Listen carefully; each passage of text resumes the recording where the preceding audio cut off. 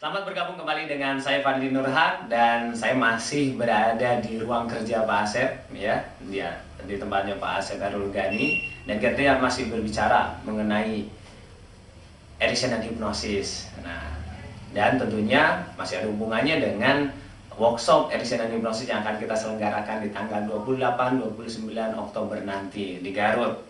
Dan tempatnya tentunya berbeda dari yang lainnya.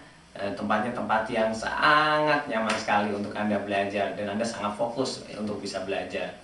Nah, Pak Asep, tadi kita sudah banyak di video-video sebelumnya, kita banyak bercerita juga, kita berbincang, dan tentu saya pun dapat banyak ilmu dari Pak Asep mengenai addiction dan hipnosis. Nah, ada juga mungkin yang bertanya-tanya, apakah ketika menghipnosis itu nadanya harus dalam, misalnya sekarang kamu harus tidur, misalnya seperti itu Pak Asep. Apakah harus seperti itu ketika menghipnosis orang sehingga orang akan segera tidur gitu, agar akan segera trance gitu? Seperti apa kalau di Milton Erickson sendiri? Yang saya sempat mengajukan pertanyaan-pertanyaan seperti itu ke orang-orang yang sempat bertemu Milton Erickson ketika hidup gitu ya. Jadi hal yang menarik adalah mereka mengatakan kepada saya bahwa Milton mengatakan adalah jadilah dirimu sendiri.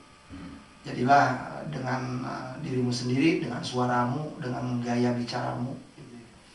Jadi yang menyebabkan orang masuk ke dalam keadaan hipnotik bukan itu gitu. Jadi yang bersuara cempreng tetap bisa membawa orang ke dalam keadaan hipnosis gitu. Hal yang paling penting adalah seberapa orang-orang ini, seberapa si terapis ini mampu melakukan penyesuaian gitu. Artinya penyesuaian itu tentunya saja dengan, kalau si klien itu nada suaranya lembut, katakanlah dia keras, paling tidak dia mau berusaha melembutkan suaranya gitu. Kalau misalnya klien itu justru sebalik suaranya keras, sementara terapisnya suara lembut, paling tidak dia mau naikkan dikit suaranya. Sehingga sebenarnya si orang yang bersangkutan, si yang jadi terapis, boleh saja dia dengan suara yang cempreng, gitu ya, suara yang barangkali juga nggak begitu menarik gitu dan segala macam gitu. Karena yang menentukan orang mau terlibat dalam keadaan hipnosis adalah seberapa connectedness kita gitu dengan klien, dan seberapa klien connect dengan dirinya sendiri gitu. Dan terapis adalah memfasilitasi perubahan itu. Suara bukanlah satu-satunya gitu. Jadi ada aspek-aspek lain bagaimana kita mampu melakukan penyesuaian dengan klien dan perlahan-lahan menggiring klien gitu ya.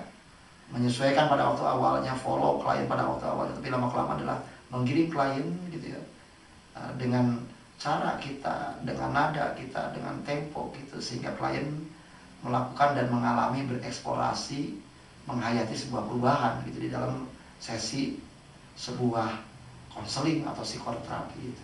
Baik. Artinya jangan khawatir ya, tenang saja bagi Anda yang merasa bahwa suara saya kayaknya nggak cocok sebagai psikoterapis atau sebagai hipnoterapis. Tenang saja, tiap orang bisa, artinya, dan memang sudah bisa menghipnosis, tinggal kita memberdayakannya ya Pak Asep ya. Dan betul, karena kalau misalnya saja memang untuk menghipnosis orang harus punya suara-suara seperti itu, barangkali mungkin harus ada satu pelajaran terlebih dahulu itu. Olah vokal gitu, ya. Baik ya. Dan tentunya Anda masih penasaran juga kan, apalagi yang akan dipelajari di Addiction dan Hipnosis Workshop di tanggal 28-29 Oktober nanti. Nah, tetap ikuti video dari kami, dari saya, dan masih dengan Pak Asep Darul Ghani. Terima kasih, selamat mengikuti video selanjutnya.